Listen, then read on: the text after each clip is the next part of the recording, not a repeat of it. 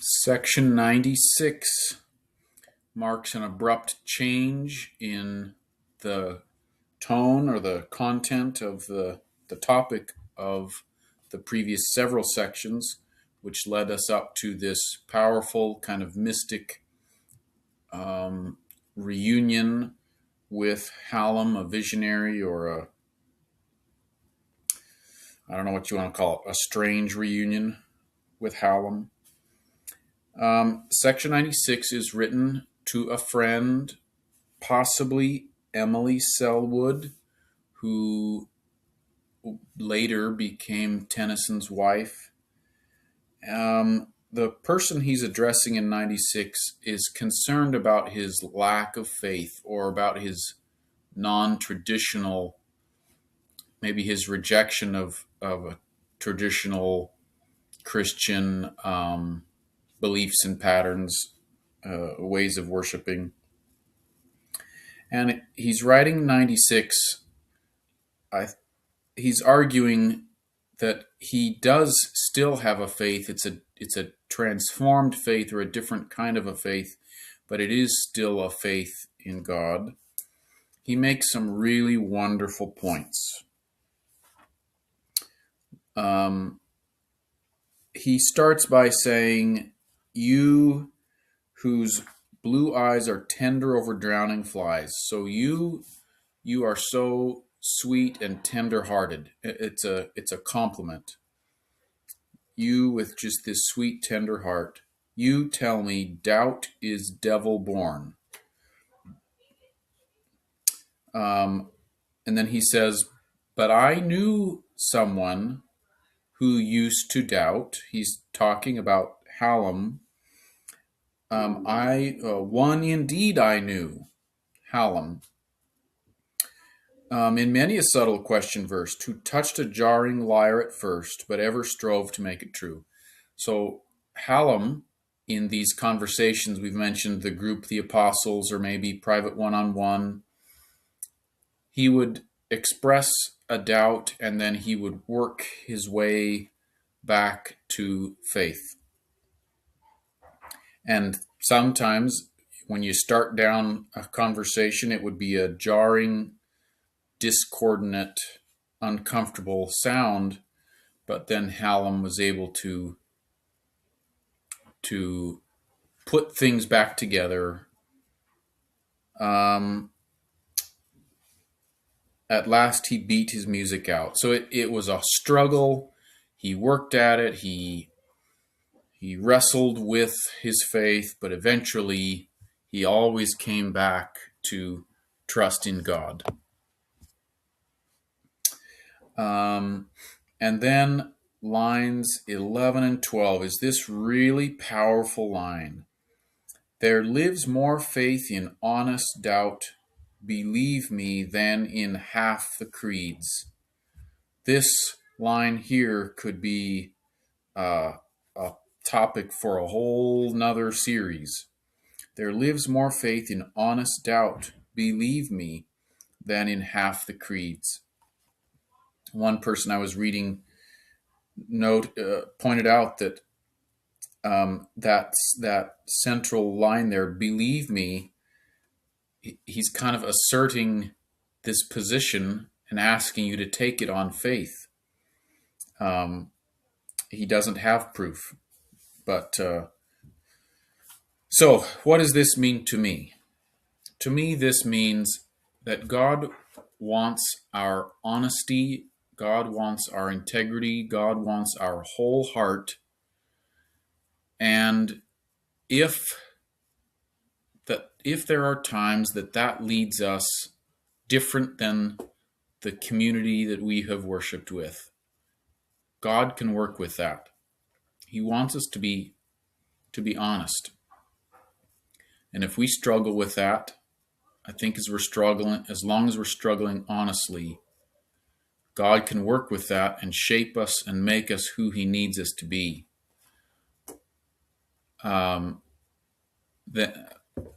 think about Jesus interacting with the Pharisees. The Pharisees were outwardly very religious, very orthodox, very ingrained with their community, but inwardly their heart was not right with God. And I think Tennyson is saying here, God would rather have us honestly struggle than to feign,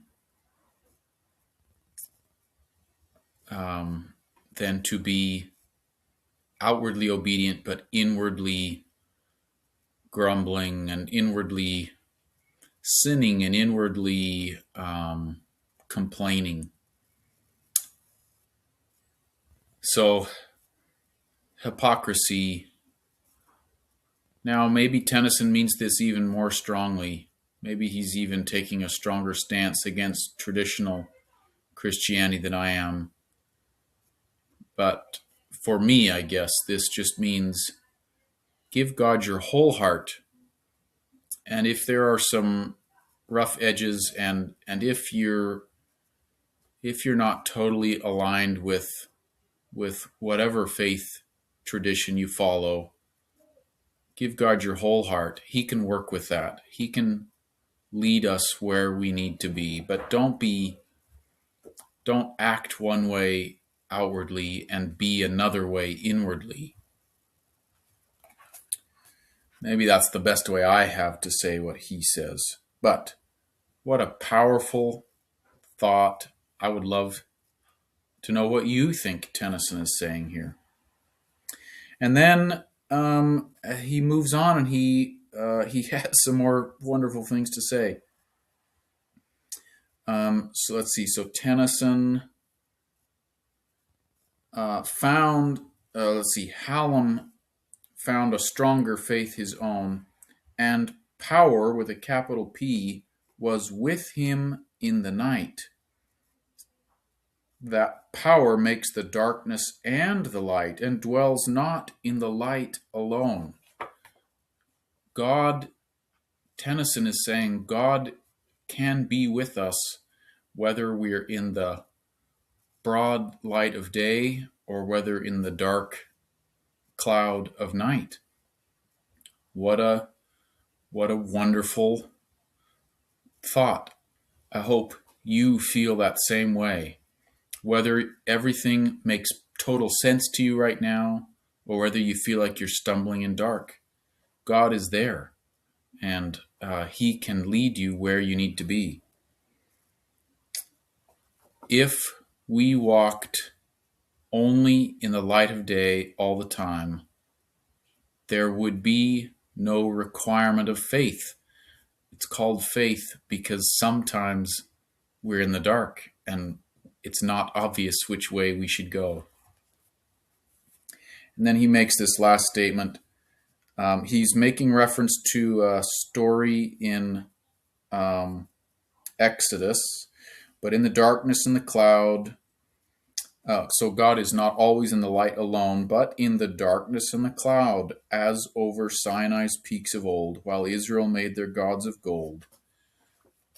He's referring to the story in Exodus where Moses goes up to the mountain, and maybe 70 elders go with him, maybe. And the top of the mountain is covered in cloud to protect the people from seeing God's presence, which would be so glorious, and the people were so wicked that they would be destroyed if they were to see God. So Tennyson is saying God was in that cloud. He's not only in light, he's also in cloud and darkness. So whether you feel like this moment in your life is a moment of faith and strength, spiritual strength, or whether you feel this is a moment of confusion and disorientation, I believe God is there with you, and it's going to be okay. Okay, 96. Powerful thoughts here. You say, but with no touch of scorn, sweet-hearted you, whose light blue eyes are tender over drowning flies, you tell me, doubt is devil-born. I know not. One indeed I knew, in many a subtle question versed, who touched a jarring lyre at first, but ever strove to make it true. Perplexed in faith, but pure in deeds, at last he beat his music out.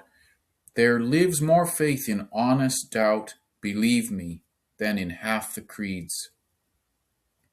He fought his doubts and gathered strength. He would not make his judgment blind.